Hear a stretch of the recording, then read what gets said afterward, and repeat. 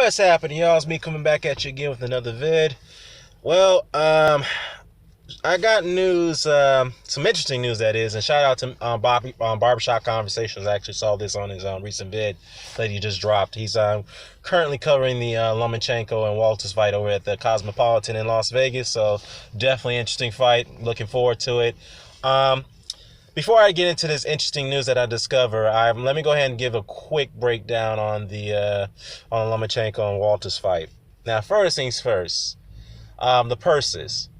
I just learned that the purses that between Lomachenko and Walters gives me every reason to believe that this is one of the main reasons why Vasily Lomachenko is having difficulty getting tough fights. Now, Lomachenko is getting $1 million and Nicholas Walters is getting $300,000. Now, to me, that is a bit of a problem here. Now, again, I'm not trying to say that no fighter is worth what they're worth, but Nicholas Walters is definitely deserving more than $300,000. And I know that he had an opportunity to get $500,000, $550,000, but he turned it down. Now he's taking less.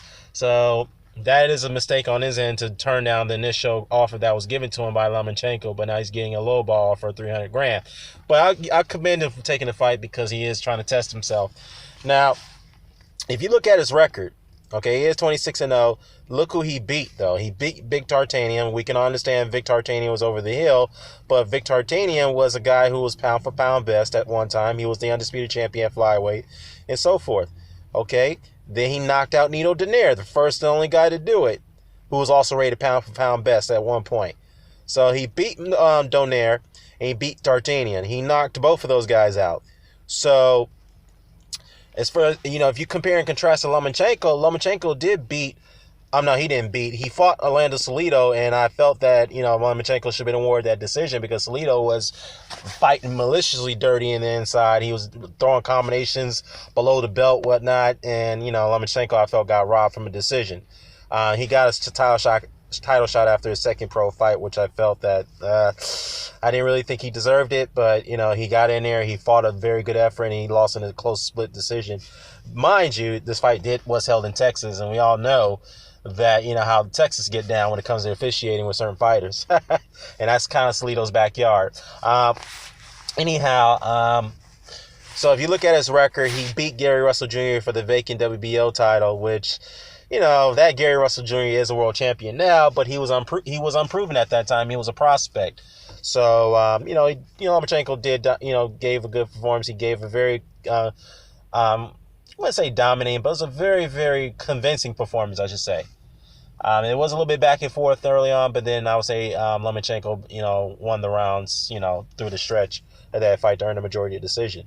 But after that, he had 3 title defenses against a couple of nobodies, and then he's got Rocky Roman Martinez, who moved up in junior lightweight to fight Rocky Martinez to capture the WBO title. But that Rocky Martinez is way over the hill, and he was way drained. He was a dead man going to that fight against Lomachenko.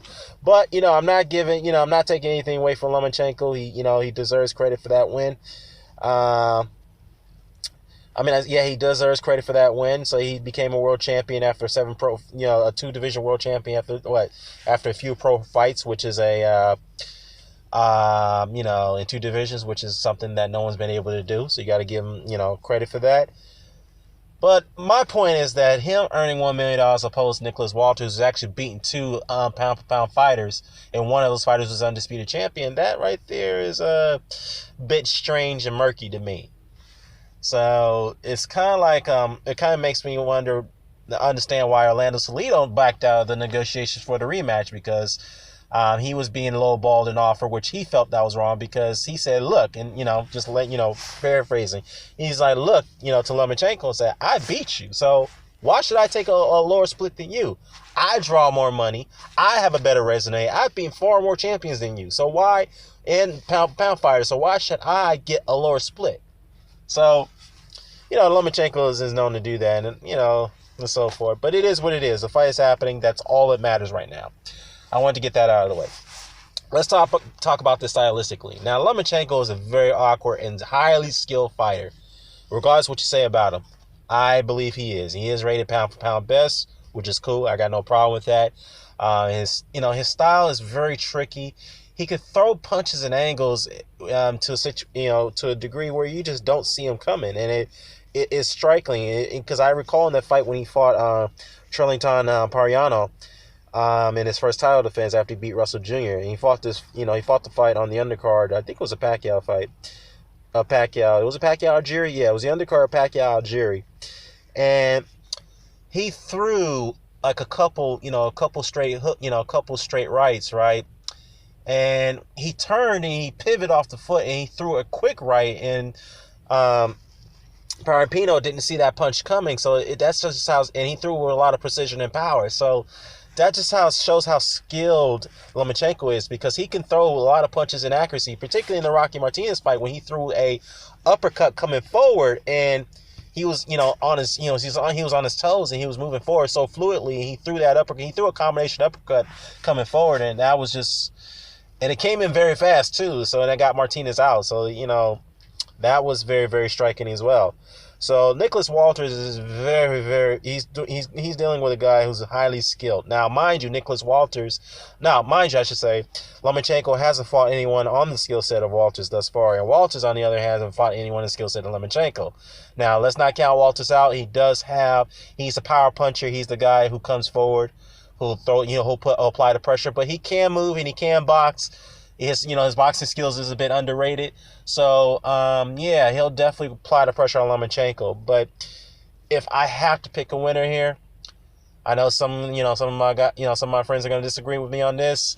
I have to pick Lomachenko to win this fight slightly, given the fact that he is a bit more skillful than Walter in this fight. But then again, I could be proven wrong. So, yeah, I'm going to go with Lomachenko to win this fight. Very close, in a close fashion, on points. If he does get a stoppage on Walters, it probably would be a bit surprising, because again, Walter is undefeated. He hasn't been stopped. And so forth. Looking forward to it. The fight's going to be happening, pretty soon, about another, almost an hour or so. So, yeah. Oh, one more thing before I close out this video. There's something I have to address here, because, it seems like a week after. Oh, yeah, I forgot to address, before I get into the sour grape situation with the Ward and Kovalev situation, I have to point out that 2 of the American judges that scored the Ward-Kovalev fight, that gave the fight to Andre Ward, will be assigned to score the fight between Lomachenko and Walters. And I'm surprised no one has covered that. And I have to give out, once again, shout out to Barbershop Conversations, because he brought this up. I'm surprised no one has even reported this on the YTBC or the LDBC, by that matter. So this is going to be very interesting, and I'm sure a lot of the so-called quote-unquote Kovalev fans, who actually are Golovkin fans, are not going to be happy about that. And Adley Bird also was assigned to score this fight as well, and I know Top Rank was really working hard to get Adley Bird removed from the judge panel tonight to score this fight. So, yeah, this is very interesting. So we'll see how this plays out. And I think the 2 judges that are scoring this fight with Walters and Lomachenko, who did score the Ward and Kovalev fight, I think they're going to do the right thing, because I thought they did the right thing, even though a lot of people are criticizing them. So I think they'll do the right thing. They'll give the right victor here the decision. But hey, if it can happen, if I'm proven wrong, I'll come on and say that I was wrong about that situation. But yeah, as far as the sour grape situation, I'm getting all these slow-mo videos sent to me, saying that I'm wrong about my assessment on Ward and Kovalev. First things first, the guy who made the video, he knows who I'm talking about, lives in Ecuador, Precise Presenter. This is the same guy who put out a slow-mo video saying that Pacquiao won the fight against Mayweather. This is the same guy who said that Victor Postol beat Terrence Crawford. And it's funny, though, because he didn't put out a slow-mo video on that to prove his case. I wonder why. And this is the same guy who didn't know that Sugar Ray Leonard beat Wilfred Benitez to capture his first world title.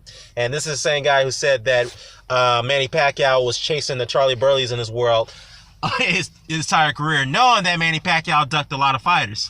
So, yeah, his credibility on that is shot. So, yeah, I'll pass on that. Even though I did look at that footage, and it's very skewed and biased from his perspective, and he knows it. So, let me know what your thoughts are. Care to comment, share, subscribe. Signing off. Peace.